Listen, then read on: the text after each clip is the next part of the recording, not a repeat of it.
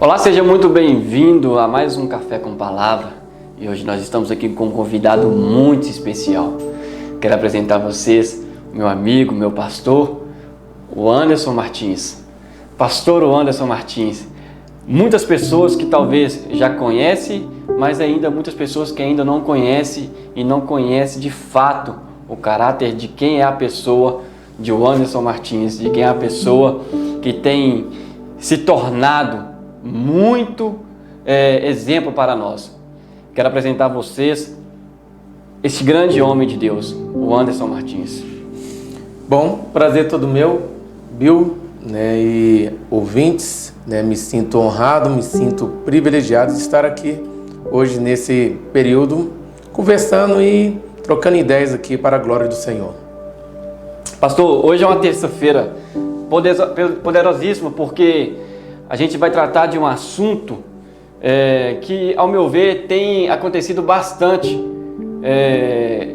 Tratando de um assunto que, na verdade, pessoas estão deixando, na verdade, o presente, na verdade, trocando o futuro pelo presente. O assunto que nós vamos tratar hoje nada mais é de que não negociar o seu futuro. E o que nós temos visto, pastor, nesses dias muitas pessoas negociando o futuro por causa de propostas pelo presente. Qual que é a sua visão e qual que é a sua mentalidade, pastor, a respeito dessa área, a respeito dessas pessoas que têm se posicionado mediante essa proposta no dia de hoje? Bom, primeiro nós temos a mania, isso, não sei se isso é uma cultura somente local, nós brasileiros, ou uma cultura que percorre aí todos os cantos do mundo, mas fato é que nós, seres humanos, nós temos a mania de querer diminuir espaço de tempo, a gente tem mania de pegar atalhos. Eu costumo dizer que o atalho ou os atalhos não são caminhos tortuosos e perigosos. Então, quando se pega atalhos para chegar mais rápido em determinado ponto, a gente pode colocar em xeque, pode colocar em risco situações e, por que não dizer, também o futuro, né? Sim, é verdade. Eu estive conversando com alguém recentemente agora, no local onde eu trabalho lá, e as pessoas estão andando muito preocupadas com o presente, porque, na verdade, o que relaciona hoje, o que se trata hoje, tem sim e vai revelar sim o dia de amanhã. Mas tem pessoas que estão ligando o automático e estão deixando o futuro automaticamente sem perspectiva de vida, sem saber o que vai fazer, sem saber o que vai ocorrer, sem saber o que vai se esperar no dia de amanhã. Pessoas estão trabalhando no dia de hoje, pessoas estão se relacionando pensando só no dia de hoje e esquece que, na verdade, a vida ela é feita, a vida ela vem se formando exatamente naquilo que fazemos hoje, mas o que vamos esperar no dia de amanhã. Na realidade, o desafio nosso, eu costumo dizer que os extremos são muito perigosos, ou são muito perigosos, vamos dizer assim, Viver o presente sem se preparar para o futuro é um problema, e viver lá na frente sem se preocupar com o presente, Então a ansiedade está um pouco ligado nisso, Aquelas pessoas que sofrem antecipado. Então o desafio nosso, e principalmente como servo de Deus, é saber dosar o presente sem se esquecer do futuro, preparar o futuro sem esquecer do presente. Então viver esse meio termo é um desafio da humanidade e também nós cristãos. Você acha que o cansaço hoje, tem atrapalhado a pessoa, talvez, a ter um pensamento no futuro? O cansaço e o desgaste das pessoas hoje no presente tem feito elas abrirem mão do futuro, pastor? Na realidade, a gente percebe que esse período praticamente pós-pandêmico que nós estamos vivendo é um desafio para todo mundo. Eu acho que essa pandemia que veio aí, esses períodos anteriores aí, marcou a humanidade, marcou todo mundo e lidar agora com esse estresse que gerou tudo isso, esse cansaço mental Isso é também um desafio na qual nós precisamos saber lidar com isso aí. E não à toa, né, o número de pessoas que estão aí vivendo angústia profunda, vivendo depressão profunda, praticamente dobrou, né, nesse período de lá para cá. O que o senhor falou aí é muito profundo, porque esse pós-pandêmico que a gente tem vivido fez muitas pessoas abrirem mão dos sonhos, muitas pessoas abrirem mão dos projetos, abrir mão da família, abrir mão de trabalho, porque se desgastou ao longo dessa pandemia, se desgastou ao longo desses 3 anos, né, que vivemos aí na pandemia, mas eu tenho percebido que muitas pessoas cresceram também nesse meio pandêmico que vivemos.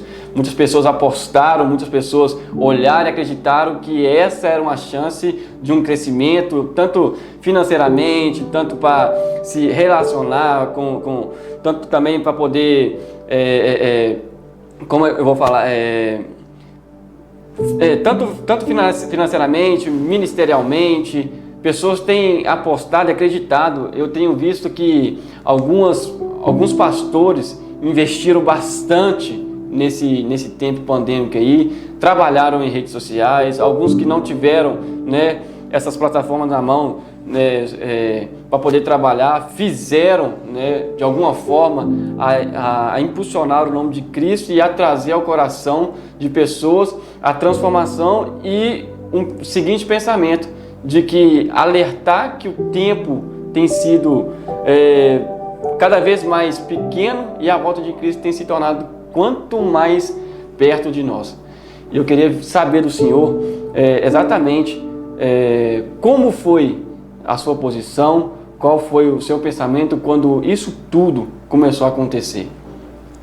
Na realidade, a pandemia ela foi um desafio, e ainda é um desafio, né?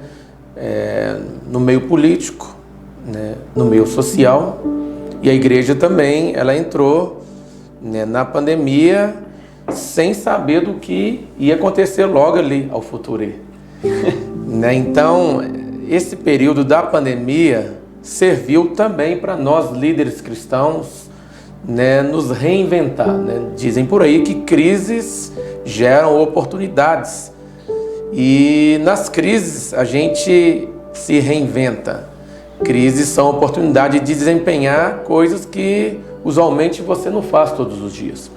Então acaba que um dia conversando com um pastor, amigo meu, conhecido, muito respeitado por sinal, eu falava para ele o seguinte, que os líderes hoje, os líderes cristãos, principalmente na pandemia, precisaram, juntamente com a igreja, rever alguns conceitos e começar a viver o novo, né? Esse canal mesmo que nós estamos utilizando, ele durante a pandemia ele foi muito utilizado, eu não tenho dúvida. Fundamental. Não é isso? E daqui para frente vai ser uma prática muito comum e é a igreja pós-pandemia também aí se desenvolvendo a cada dia mais, né?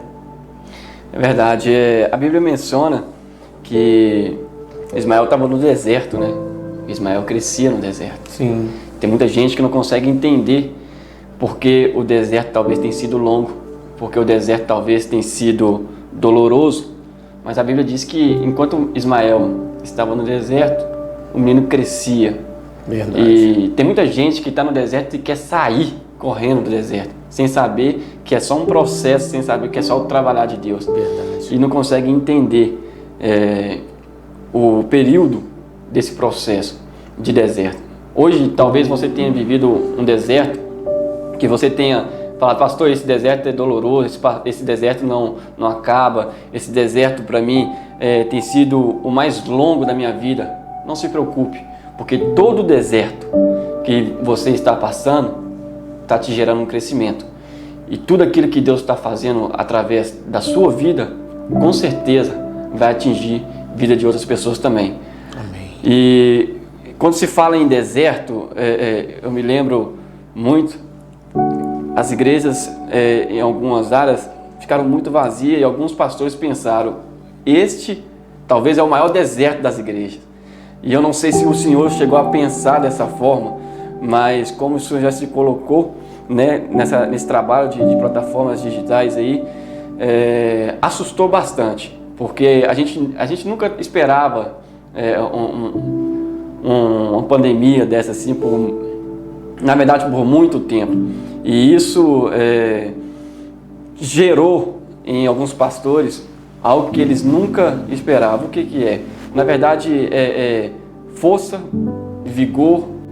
Na verdade tem muitos pastores que infelizmente a gente viu aí no meio da caminhada que estavam sem força e estavam meio que desanimados, precisavam ali de uma força, e isso eu acho que Deus trouxe exatamente para mostrar para alguns pastores que Ele é quem cuida, Ele é quem trabalha, Ele é quem guarda, e que na verdade a igreja é dele. Nós só regemos aquilo que foi nos dado. Eu queria saber da sua pessoa, pastor, como foi essa equipe, como o senhor preparou os seus líderes, como o senhor preparou, né, a sua casa mediante a esse deserto, mediante que talvez, né, eu estou colocando como deserto, mas talvez foi um aprendizado que se tornou muito mais forte hoje. Sim, eu costumo dizer que eu sou muito otimista. E, para ser sincero, quando eu via as notícias chegando, vindo de fora para dentro, eu não imaginava que essa pandemia chegaria do jeito que chegou no Brasil, porque eu sou muito otimista.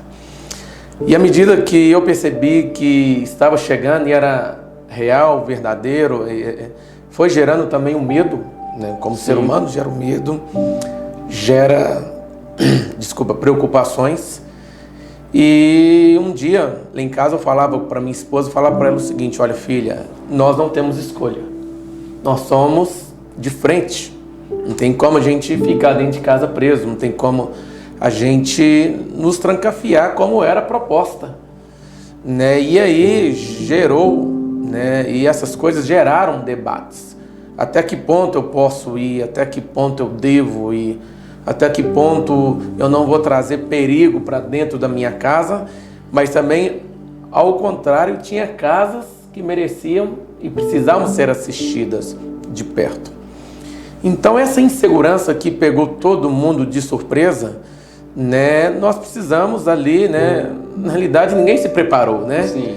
Né, e eu, como eu disse, sou otimista, pensei comigo, não, isso aí vai passar rápido, não vai chegar com tanto peso, né? E para nossa infelicidade, né, se concretizou muitas coisas negativas, né? Muitas mortes tivemos, muitas perdas, mas eu costumo dizer que ao meu redor, de pessoas próximas, né, muitos foram contaminados, mas eu não tive, eu particularmente, eu não tive nenhuma perda, né, de familiares ou amigos de perto, graças a Deus por isso. Mas infelizmente, né, a gente conhece muitos, né, que viveram de perto, perderam entes queridos, né, pastores, líderes, né, que atingiu todo mundo. Então, na realidade, eu percebo que trouxe para nós uma grande lição, trouxe para nós um grande aprendizado. E nós, como igreja do Senhor, nós precisamos entender o seguinte, né, que o próprio Jesus disse: nesse mundo tereis aflições. E essas aflições, quando chega de fato em nós temos a mania de querer passar bola. Nós temos a mania de querer pensar que, né, nós precisamos, né, ser, vamos dizer assim, que Deus venha ter um cuidado diferente com a gente. E aí, quando a gente se vê no pacote, que todo mundo está passando por esse tratamento ou por essas aflições, né, a gente precisa tirar força de onde não tem, a gente precisa, né, se fortalecer de fato no Senhor. E eu vi nessa pandemia a Bíblia se cumprindo. Eu vi muitas pessoas sendo contaminadas, mas também vi o cuidado de Deus com a igreja, eu vi o cuidado de Deus com amigos, eu vi o cuidado de Deus com família. E Deus permitiu também esse período para nos tratar, como você disse. A igreja também precisava ser tratada, né? E sair da zona de conforto foi o maior desafio nosso como igreja. O maior desafio de sair da zona de conforto, porque eu creio que algumas pessoas, vou falar assim, se acomodou demais dentro das quatro paredes. Sim. Né? E isso trouxe um despertar maior dentro das igrejas, um despertar maior e uma visão mais ampla de que o reino nunca foi só 4 paredes, mas sim externamente. Então, eu acho que esse período aí, ele preparou muitos pastores que estavam aí no início de sua caminhada, até mesmo ministérios aí que estavam parados e que foram reativados nesse período da pandemia. Mas uma coisa que chama muita atenção é quantas pessoas têm crescido, né? Persistido no presente, acreditando no futuro. E todas as vezes, pastor, que eu vejo que alguém... eu mesmo fui assim, né? Eu já tive vários outros negócios, né? Sacolão, loja de roupa, e Lava Jato, essas coisas assim. Eu sempre tentava investir em alguma coisa, mas eu sempre olhava o futuro, mas toda vez que eu olhava algo que estava no presente, que iria me beneficiar, eu abria mão do futuro e recebia aquilo que estava no presente, até o ponto que Deus me fez enxergar que o presente nada mais é aquilo que a gente vai se tornar, ou aquilo que a gente está se preparando para ser quem é no futuro. Hoje, para ter uma ideia, hoje eu consigo ver quem que é o Bill daqui. Hoje eu estou com 28 anos, daqui a 38 anos, muito novo. Quem que é o Bill daqui a 10 anos? Eu consigo me ver com um menino, eu consigo me ver. Ontem eu tive até falando isso com a minha esposa. Falei, engraçado, eu tive lá na cozinha e, por incrível que pareça, eu vi algumas mamadeiras em cima da pia e ela virou e falou assim, você tá doido? Então eu já começa a imaginar quem que eu vou ser no futuro, como eu vou estar no futuro, como eu quero estar no futuro. E muitas pessoas não conseguem enxergar e ver como querem estar.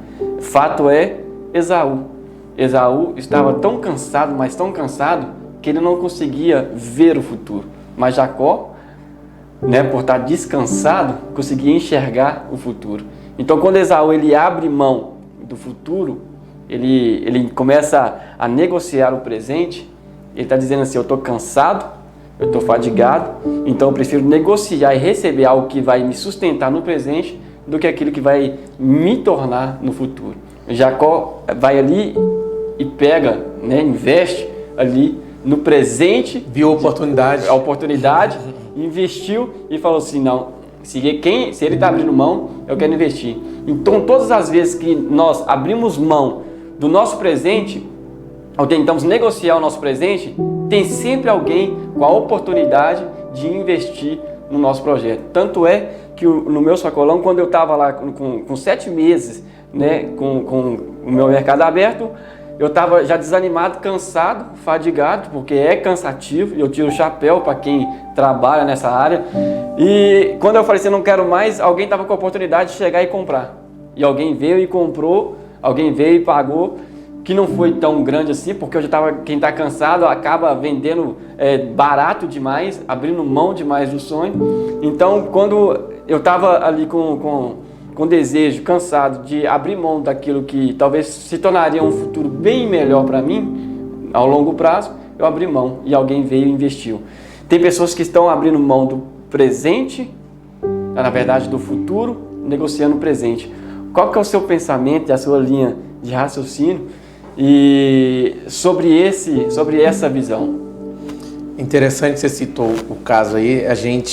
Nós precisamos tomar cuidado com os pratos de lentilhas. Os pratos de lentilhas é o presente, é o momento da fome, é o momento da necessidade real, aquele momento que a gente enxerga só aquilo, como se somente aquilo fosse o suficiente para o presente.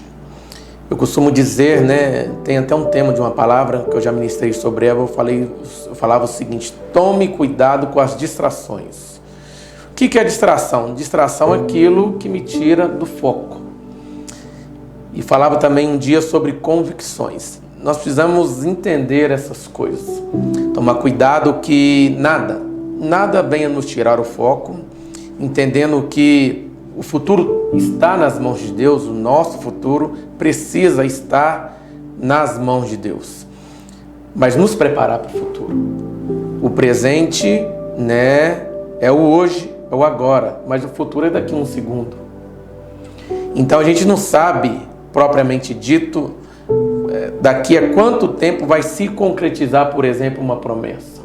Então, os pratos de lentilhas da vida pode nos barrar, pode impedir, né? Os atalhos pode tentar antecipar, né? Então, mediante tudo isso, esse foco principal que nós precisamos entender, o presente é muito importante, o futuro também é muito importante. Então a gente tem que ter, vamos dizer, que a balança venha tender corretamente para que nenhum de nós venhamos nos equivocar. Então, e aí vai vir o quê? A nossa dependência e a instrução da base ou da direção de Deus. Eu estava pensando aqui, analisando aqui quando o senhor estava falando, e na verdade quando a gente fala prato de lentilha, a gente pensa, poxa, qual que é a minha necessidade hoje, né? Necessidade hoje é o quê? Tem gente que tem a necessidade de pagar uma água, uma luz. Sim. Tem gente que tem a necessidade de se alimentar. Sim. Tem gente que tem a necessidade de se vestir e não tem, e abre mão daquilo que tem só para poder conquistar o que lhe falta no presente. Às vezes vende barato. Barato. Se é que vai vender alguma coisa que vendemos caro, né? E que vale muito, mas muito. E quando Jacó ele pega ali, ele compra, né? Vamos falar compra, ele oferece. Sim. Ali a troca.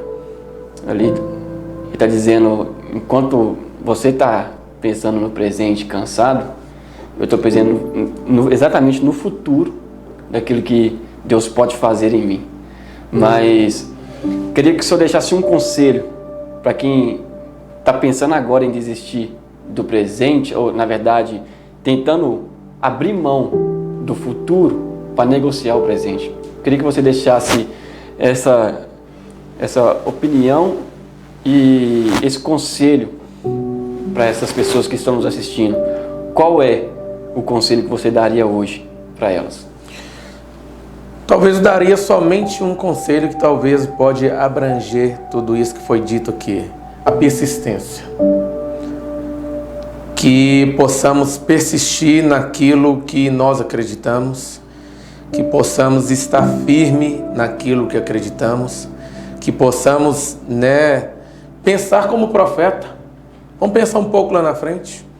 Vamos acreditar que as crises são passageiras, e são, de fato são, crises são passageiras, ou as crises são passageiras.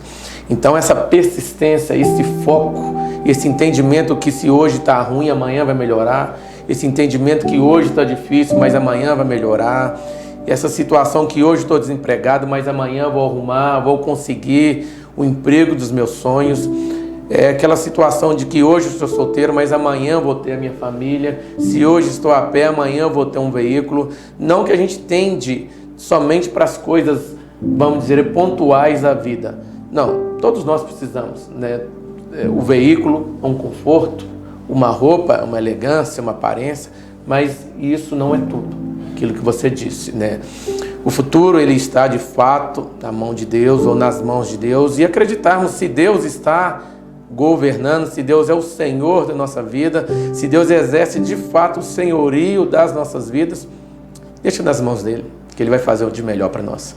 E para fechar com chave de ouro, já que estamos falando de futuro, né, o senhor mencionou sobre algo que está vindo, um projeto que está vindo no seu coração, e eu queria que o senhor falasse com detalhe sobre esse projeto que Deus implantou no seu coração, que é o seu livro, que quando será, né, o lançamento do seu livro, de que forma nasceu isso no seu coração, e eu queria que você falasse isso para nós aqui hoje.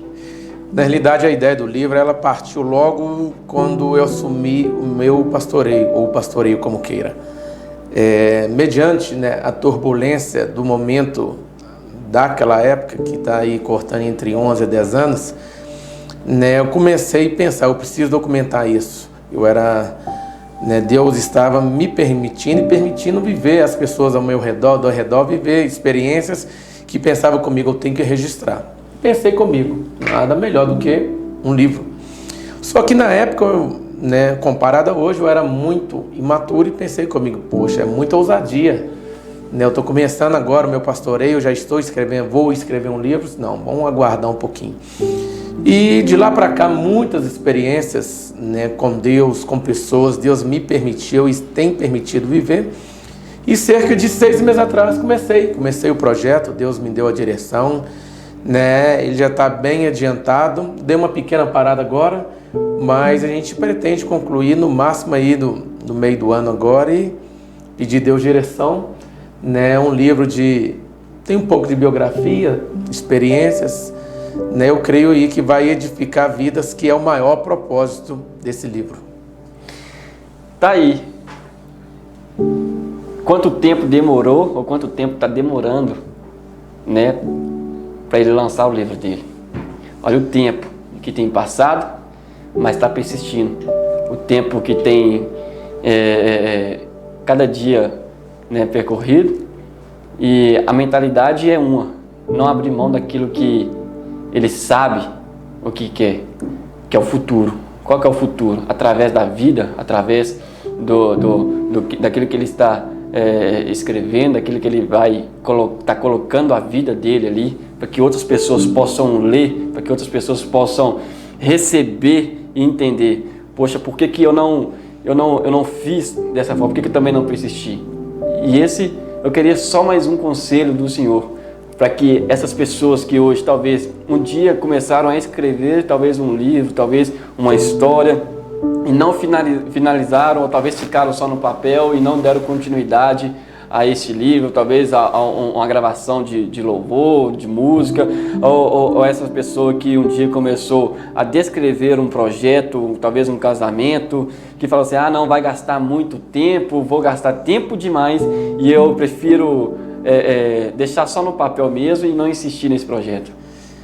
Eu creio que muitos de nós já vimos muitos vídeos motivacionais, alguns mais ousados, né? Faz vídeo no cemitério, e eu acho interessante a questão do cemitério comparado com o presente, também comparado com o futuro, porque de fato o cemitério é lugar de sonhos interrompidos, de livros que não foram escritos, né? Como dizem por aí, por canções que não foram tocadas e cantadas. O meu conselho é sejamos ousados. É possível ser humilde e ser ousado? Plenamente possível. Né? O que é ousadia? Ousadia nada mais, nada menos do que é coragem. Então que sejamos corajosos, que sejamos ousados, e mesmo que alguém ou pessoas não confiem ou não acredite no nosso ou no seu potencial como queira, que principalmente, primariamente, que você possa acreditar. Se você tem um projeto, seja ousado. Se seja um projeto para 10, para 100, para 1000, para milhões, independente da quantidade, que sejamos ousados. E a primeira coisa que vai acontecer quando você expor o seu projeto, o seu sonho, alguém vai virar e vai falar com você assim, não vai dar certo. E quando alguém lançar essa palavra, você pode ter certeza que já deu certo. Amém. Porque automaticamente pessoas vão se levantar porque já viram algo que você ainda não viu e vai querer desanimar aquilo que que já está no seu coração há muito tempo. Então eu quero agradecer, né, o pastor Anderson. Café ficou bem fraquinho dessa vez, né, pastor? Ficou ótimo, rapaz. Foi eu que fiz o café, mas eu creio que vai ficar melhor na próxima. Queria agradecer muito, né, a sua presença aqui, a sua palavra, o seu conselho. Queria muito mesmo, de coração, agradecer ao Senhor e que Deus continue abençoando essa pessoa que o Senhor é, esse caráter que o Senhor tem, né, a sua família, a sua esposa, seus filhos, e que possamos, né, continuar nesse mesmo propósito para que nós possamos chegar no nosso futuro, que não é bem aqui na frente, é os céus. Amém. O meu futuro não termina aqui, o meu futuro ele vai terminar nos céus, e esse é o que eu quero, esse é o meu propósito, Não quero um futuro somente daqui a 10 anos, mas um futuro eterno, um futuro nas mãos daquele que um dia me salvou e salvou a sua vida. Amém. Que Deus abençoe em nome de Jesus. Obrigado. E até uma próxima. Pastor Anderson, os agradecimentos. E até terça-feira que vem. Prazer é todo meu. Um abraço.